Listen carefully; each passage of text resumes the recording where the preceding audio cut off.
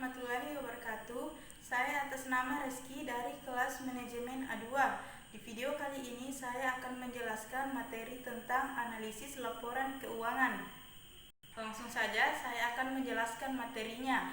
Yang pertama, para pengguna laporan keuangan dan kebutuhannya terhadap laporan keuangan. Yang pertama, manajemen.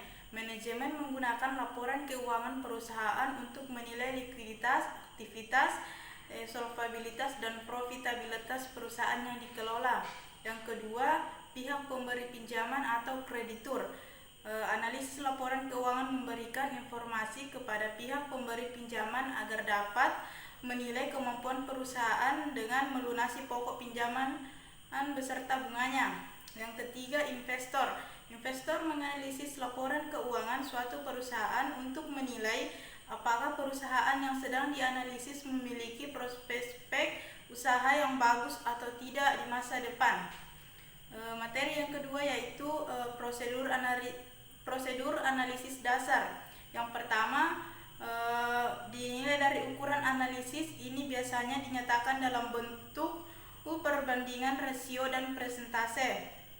Hubungan antara satu angka dengan angka lainnya dalam analisis laporan keuangan dapat dibentuk antara yang pertama, akun-akun atau pos-pos dalam suatu laporan keuangan tahunan. Yang kedua, akun-akun atau pos-pos dalam suatu laporan keuangan dengan akun-akun atau pos yang sama dalam laporan keuangan dalam satu periode. Yang ketiga, akun-akun atau pos-pos dalam suatu laporan keuangan dengan akun yang sama dalam laporan keuangan perusahaan lain atau dengan angka-angka industri. Yang kedua, metode analisis laporan keuangan. Analisis komposisi memperlihatkan akun-akun atau pos-pos laporan keuangan dalam bentuk presentase. Yang kedua, analisis rasio.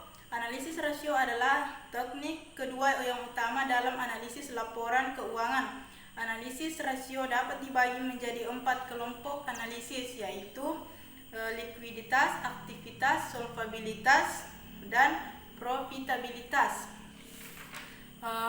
Materi yang ketiga yaitu analisis rasio, yang pengertian dari analisis likuiditas, yaitu dapat dinilai menggunakan setidaknya ada rasio, yakni modal kerja neto, rasio lancar, dan rasio cepat.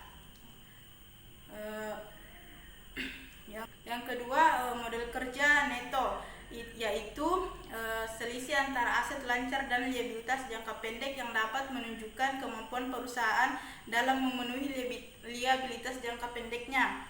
Sedangkan rasio lancar yaitu kemampuan perusahaan dalam memenuhi liabilitas jangka pendeknya menggunakan aset lancar yang dimiliki. Materi yang terakhir yaitu analisis aktivitas. Analisis aktivitas mengukur kemampuan perusahaan dalam mengelola sumber daya atau aset-aset yang dimilikinya. Sedangkan dari analisis profitabilitas itu sendiri yaitu kemampuan perusahaan dalam menghasilkan keuntungan atau laba dari kegiatan operasinya. Oleh karena itu, fokus utama dari analisis profitabilitas adalah pada hubungan antara hasil kegiatan operasi sebagaimana yang dilaporkan dalam laporan laba rugi dan ketersediaan sumber daya perusahaan sebagaimana yang dilaporkan. Sekian materi yang dapat saya sampaikan. Wassalamualaikum warahmatullahi wabarakatuh.